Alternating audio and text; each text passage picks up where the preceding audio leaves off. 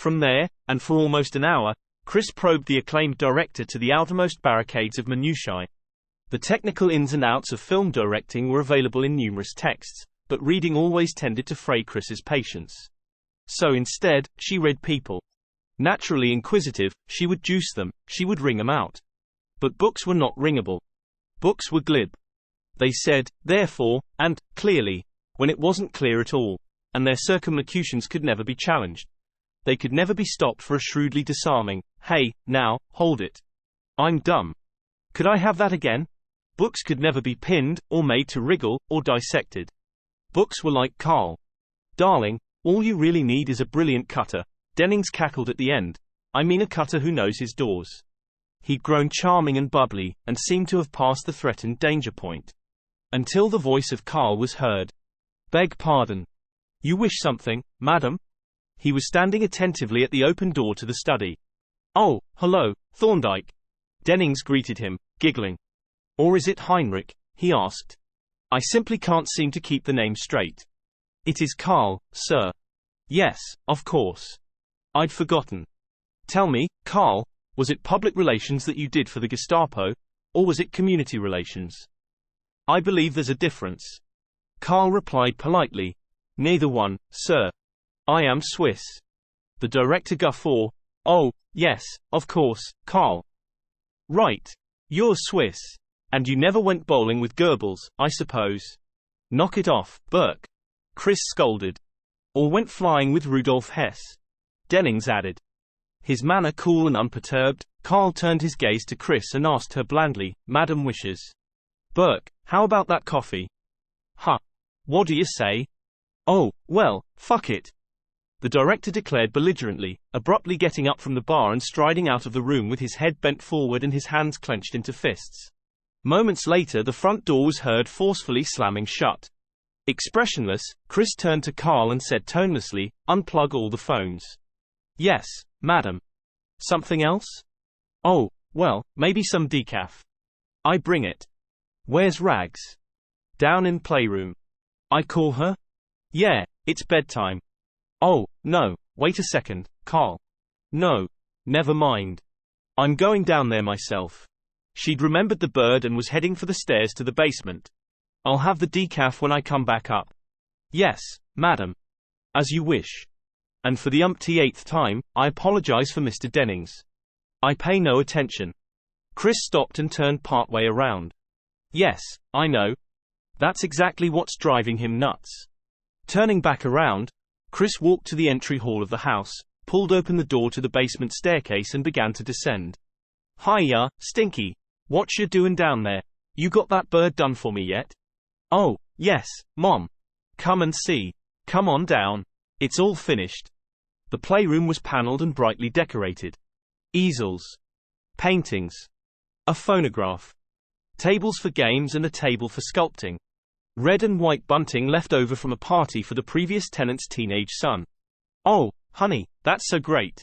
Chris exclaimed as Regan grandly handed her the figure. Not quite dry, it resembled a worry bird, and was painted orange, except for the beak, which was laterally striped in green and white. A tuft of feathers was glued to the head. You really like it? Regan asked, grinning broadly. Oh, honey, I do, I really do. Got a name for it? Regan shook her head. No, not yet. What's a good one? I dunno, Regan answered, lifting her hands palm upward and shrugging.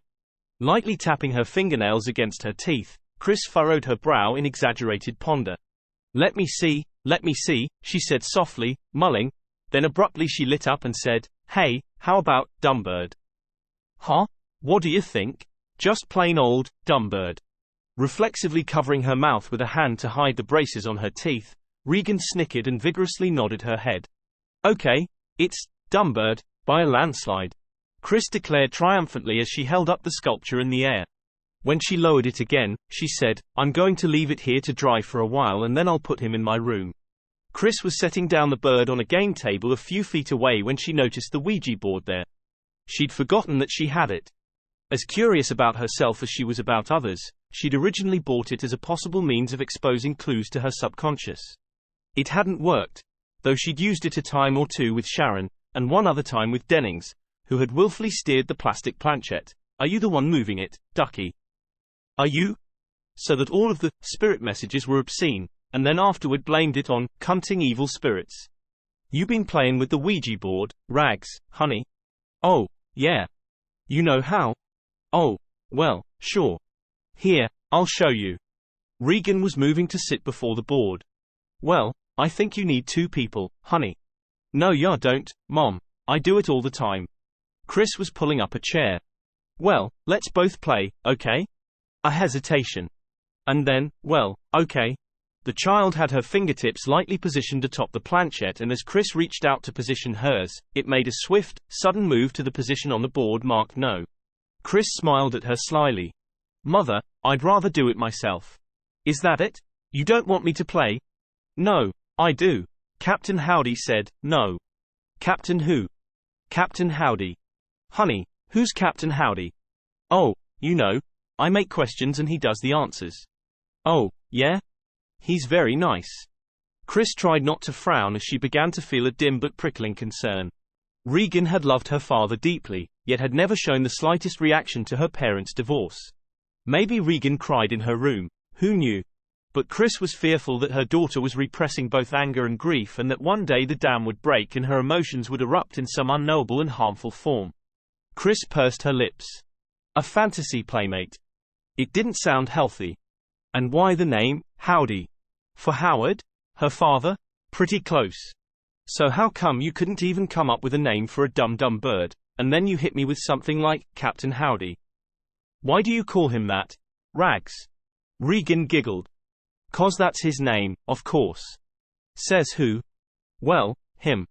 Oh, well, of course. Of course. And what else does he say to you? Stuff. What stuff? Regan shrugged and looked aside. I dunno. Just stuff. Well, for instance. Regan turned back and said, okay, then, I'll show you. I'll ask him some questions. Good idea. Setting the fingertips of both her hands on the heart-shaped beige plastic planchette, Regan closed her eyes tightly in concentration. Captain Howdy, don't you think my mom is pretty? She asked. 5 seconds passed. Then 10. Captain Howdy? No movement. Chris was surprised. She'd expected her daughter to slide the planchette to the section marked yes. Oh, what now? She fretted. Some unconscious hostility. She blames me for losing her father. I mean, what? Regan opened her eyes, looking stern. Captain Howdy, that's not very polite, she chided. Honey, maybe he's sleeping, said Chris. Do you think? I think you should be sleeping. Ah, Mom. Chris stood up. Yeah, come on, hon. Uppy. Say goodnight to Captain Howdy. No, I won't. He's a poop, muttered Regan sulkily. She got up and followed Chris up the stairs. Chris tucked her into bed and then sat on the bedside. Honey, Sunday's no work. You want to do something? Sure, Mom. Like what? When they'd first come to Washington, Chris had made an effort to find playmates for Regan. She'd uncovered only one, a 12-year-old girl named Judy. But Judy's family was away for Easter, and Chris was concerned now that Regan might be lonely for companions her age. Chris shrugged. Oh, well, I don't know, she said. Something. You want we should drive around town and see the monuments and stuff? Hey, the cherry blossoms, Rags. That's right, they're out early this year. You want to see, Em? Oh, yeah, Mom. Well, okay. And then tomorrow night a movie. Oh, I love you. Regan gave her mother a hug and Chris hugged her back with an extra fervor, whispering, oh, honey, I love you so. You can bring Mr. Dennings if you like. Chris pulled back from the hug and looked at Regan quizzically. Mr. Dennings? Sure, Mom. It's okay. Oh, no, it isn't. Chris said, chuckling. Honey, why would I want to bring Mr. Dennings? Well, you like him, don't you? Oh, well, sure I like him, honey. Don't you? Looking off, Regan made no answer. Her mother eyed her with concern. Baby, what's going on? Chris prodded. You're going to marry him, aren't you, Mommy? It was less a question than a sullen statement of fact. Chris exploded into a laugh. Oh, my baby, of course not. What on earth are you talking about? Mr. Dennings? Where'd you get that idea? But you like him, you said. I like pizzas, but I wouldn't ever marry one. Regan, he's a friend, just a crazy old friend. You don't like him like Daddy. I love your daddy, honey. I'll always love your daddy. Mr. Dennings comes by here a lot. 'Cause he's lonely, that's all. He's just a lonesome, goofy friend. Well, I heard. You heard what? Heard from who? Whirling slivers of doubt in the eyes, hesitation, then a shrug of dismissal. I don't know, Regan sighed. I just thought. Well, it's silly, so forget it. Okay. Now go to sleep. I'm not sleepy. Can I read? Yeah, read that new book I got you. Thanks, Mommy. Good night, hon. Sleep tight. Good night. Chris blew her a kiss from the door and closed it, then walked down the stairs to her study. Kids. Where do they get their ideas? She wondered if Regan had connected Dennings somehow to her filing for divorce. Howard had wanted it. Long separations. Erosion of ego as the husband of a superstar. He'd found someone else. But Regan didn't know that. Only that Chris was the one who had filed. Oh, quit all this amateur psychoanalyzing and try to spend some more time with her. Really? In the study, Chris had settled down to read Hope, when, halfway through it, she heard steps and looked up to see Regan coming toward her sleepily while rubbing a knuckle at the corner of an eye. Hey, honey. What's wrong? There's these real funny noises, Mom. In your room? Yes, in my room. It's like knocking and I can't go to sleep. Where the hell are those traps?